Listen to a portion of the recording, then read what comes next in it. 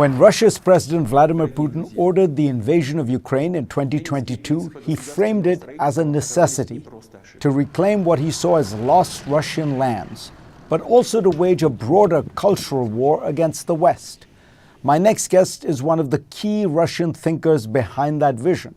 Some call him Putin's brain. For decades, the philosopher Alexander Dugin has argued that Russia is not just a nation, but a civilization that is destined to lead a new Eurasian empire. And now he sees the election of US President Donald Trump as a historic turning point. He has a new book called The Trump Revolution, A New Order of Great Powers. Dugan joins me now from Moscow. Mr. Dugan, welcome to the program. Thank you very much. You write in your most recent book that Putinism has won in the United States. What do you mean by that? I think that now we assist a huge transformation of the global system. Trump, in my opinion, is something very special. It is not just a charismatic leader, but he represents a kind of ideology that changes the balance of the power in the world. So we have the different United States, not the stronghold and the headquarter of globalism, but the kind of sovereign national state, global power with traditional values as well, with totally different agenda on the international affair. And in these new conditions, I think that Putin's Russia and Putin personally stops to be the main enemy, the main evil guy, bad guy. So I think that Trumpists and the followers of Trump will understand much better what Russia is, who Putin is, and the motivation of our politics. So we have now immediately, we have discovered many points that are common for United States of America, Trump's America, and Putin's Russia. Would it be fair to say, what you're saying is that there is now a kind of deep ideological alignment between Trump and Trumpism and Putin and Putinism, and it is against Europe? The United States and Russia, in that sense, are now together, and European liberalism, is in some sense the new enemy.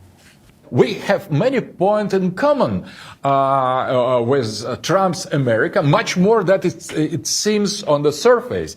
But maybe it is too early to speak about the real alliance between US and Russia against Europe, because it is not against Europe, it is against globalism. But nevertheless, I think that if, for example, Trump would withdraw United States from a war against us in Ukraine, there could be a situation that we will fight against European globalists, European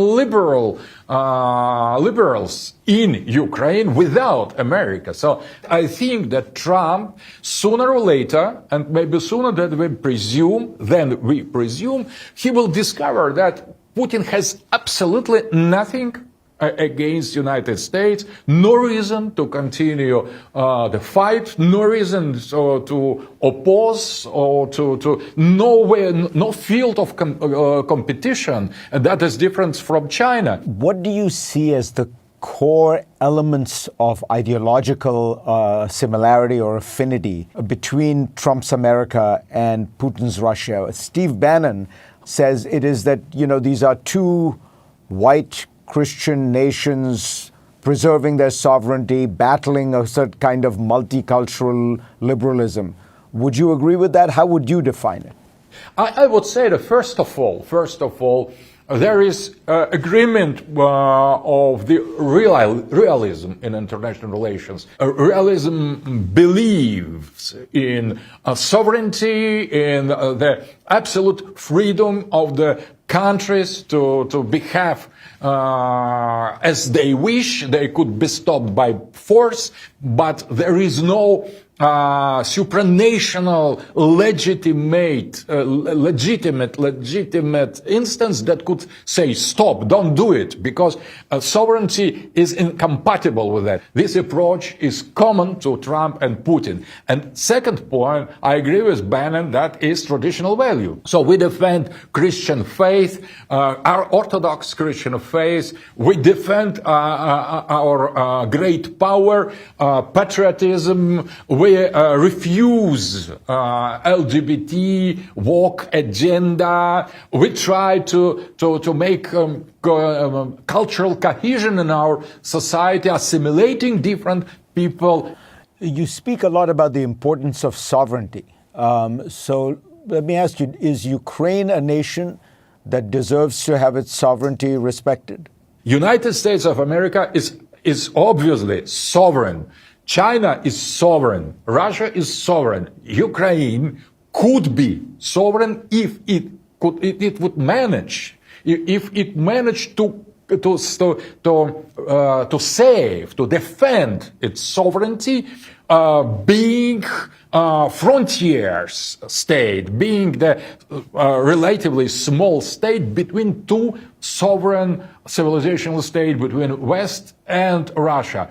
If you are not great power, but pretend to be great power, you will pay a big price. That is the case of Ukraine. Ukraine could theoretically save its sovereignty if it could manage its neutrality, if it could become the bridge between Western civilization and Russian Eurasian civilization. Ukraine had a big chance, historical chance, because thanks to the end of the Soviet Union, for the first time in the history, Ukraine has received this possibility to create its nation. But after some critical decisions taken by Zelensky, I fear there is no more such thing as Ukrainian sovereignty.